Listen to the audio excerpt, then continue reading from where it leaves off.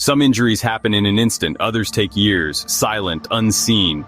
Until one day you stand up and your back doesn't. Sitting isn't supposed to hurt, and yet, for millions of people, it does.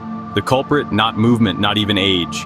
It's the chair beneath you, and how it's been working against your body since the day you sat down. Let's rewind to a small logistics office in Vancouver. Martin was a dispatcher, 8 hours a day, 5 days a week at a desk. His job required fast multitasking, phones, screens, files, all within reach. His chair, standard issue, no lumbar support, no armrests. The seat pan tilted forward slightly, causing his pelvis to rotate. Over time, Martin's posture adapted, his shoulders rounded, his lower back flattened, and without realizing it, he began to slouch. It wasn't a decision. It was survival, his body compensating for the lack of support. Months later, Martin started feeling stiffness in his hips and a dull ache in his lower back. By the end of the year, the pain was constant. MRIs showed early disc compression. He hadn't lifted anything, he hadn't fallen, he had just sat. Prolonged sitting isn't inherently harmful, but sitting wrong in a chair that doesn't fit your body or support your posture, that's a different story.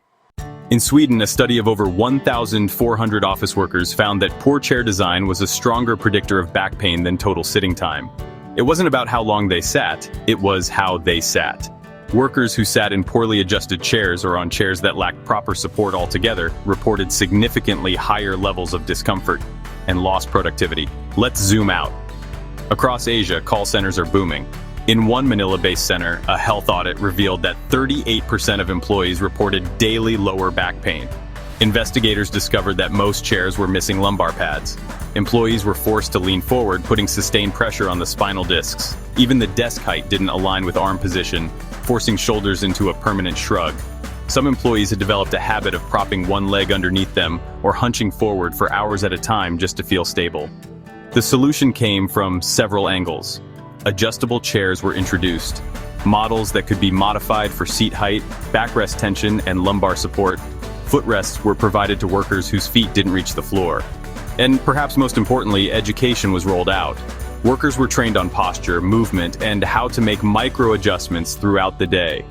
Within 6 months of intervention, reports of back pain dropped by more than half, productivity improved, absenteeism shrank, and morale went up simply because people felt better. But office chairs aren't the only villains. In a Toronto automotive plant, engineers reviewing product defects noticed a pattern, not in the product, but in the inspectors. 3 quality control workers had filed injury claims within the same quarter. All of them rotated through the same workstation, a seated inspection station with a fixed height stool. The seat didn't swivel. The backrest was decorative. Inspectors twisted repeatedly to check each item, their spines torqued in the same direction, hundreds of times per day. This continuous movement without ergonomic support wasn't just inefficient, it was dangerous. What started as discomfort evolved into sciatic pain, herniated discs, and extended medical leave. One worker had to undergo a lumbar microdissectomy, another switched departments entirely. The fix was comprehensive. A fully adjustable, swivel-based chair with lumbar support was installed. Footrests and anti-fatigue mats were added. Training was given on rotation, neutral spine alignment, and periodic stretching.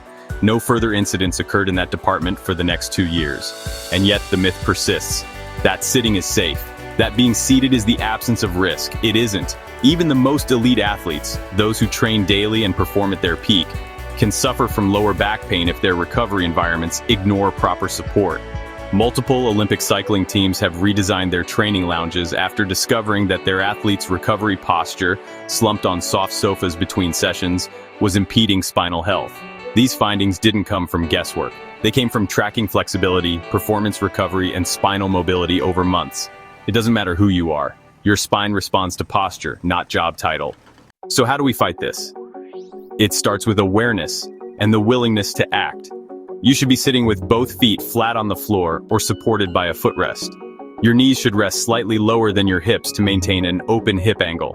The curve of your lower back should be gently supported by your chair, not flattened against it. Arm rests should support your forearms without lifting your shoulders or causing you to hunch. A good chair isn't a luxury, it's a safety device. Yet many workplaces still treat chairs as a commodity. Purchased in bulk, standardized by cost, and handed out with little thought to body shape, task demand, or hours of use. The result? Injuries disguised as aging. pain written off as just stress, chronic conditions that were preventable with a better design and a better conversation. In France, a government administrative department ran a pilot program allowing staff to choose from 3 different ergonomic chair models based on their comfort during a 10-minute trial. Workers selected chairs based on their height, spinal curve, and preferred seat tilt. Within 3 months, reported musculoskeletal discomfort dropped by 47%. Workers felt empowered. More importantly, they felt better. Posture is dynamic. That means the best sitting position is always the next one. Micro breaks, short moments where you stand, stretch, or shift position, reawaken the muscles that support posture. Stretching relieves tension and rehydrates spinal discs. Standing meetings promote circulation. Alternating between sitting and standing using height-adjustable desks is one of the most effective ways to support spinal health over a full workday. Even small additions like lumbar rolls, footrests, and seat wedges can dramatically change how your spine is loaded. These aren't gimmicks, they're pressure management tools. And it's not just about the lower back. Poor seating posture can ripple outward through the entire body. Neck tension from a forward head position can lead to headaches. Unsupported arms can result in shoulder impingement and rotator cuff strain. An inflexible seat pan can cause hip tightness and joint stiffness. Compressed thighs can reduce circulation, increasing fatigue and discomfort by the hour. Every element matters, every adjustment adds up. One final story. In a public library in Melbourne, an ergonomic intervention was launched after 4 librarians suffered shoulder and neck injuries in a single year. The culprit? Not the books, not the workload. It was the circulation desk, designed at the wrong height with immovable stools. Librarians leaned forward all day to scan books. Their posture mimicked a question mark. After adjustable stools, sit-stand desk options, and user training were introduced, not a single new musculoskeletal claim was filed in the following year. What's more, staff reported better focus, less fatigue, and greater job satisfaction. The lesson? Your chair is a decision maker in your health story. It either supports your body or slowly undermines it. Choose it wisely. Adjust it often. Build a culture where comfort is not a luxury, but a shared priority.